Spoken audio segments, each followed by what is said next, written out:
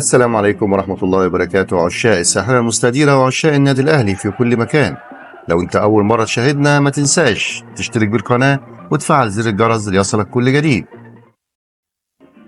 إصابة جديدة تزيد أوجاع الأهلي قبل قمة الزمالك وتضع كولر في ورطة، حيث تلقى الجهاز الفني لفريق الأهلي بقيادة السويسري مارسيل كولر ضربة قوية بإصابة جديدة في صفوفه قبل مواجهة الزمالك في قمة مسابقة الدوري المصري، حيث يتأهب فريق الأهلي لمواجهة الزمالك في المباراة التي تأتي ضمن مؤجلات الجولة العاشرة من مسابقة الدوري المصري الممتاز والمقرر إقامتها مساء الاثنين.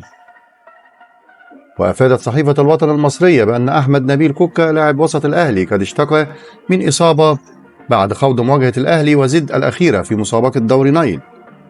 وحسب الصحيفة المصرية فإن كوكا قد أخبر الجهاز الطبي بالنادي الأهلي إنه يشعر بآلام في الركبة بعد تعرضه لكدمة خلال مشاركة بمباراة الأهلي وزد. وخضع كوكا لأشعة ثبتت وجود آلام في الرباط الداخلي للركبة، حيث يسعى الجهاز الطبي لتجهيز اللاعب لمباراة القمة ضد الزمالك عن طريق جلسات العلاج الطبيعي.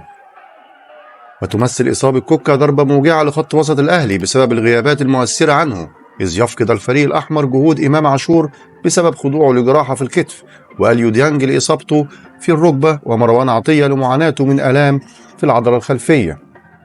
بالتوفيق للنادي الأهلي في المباراة القادمة، والسلام عليكم ورحمة الله وبركاته.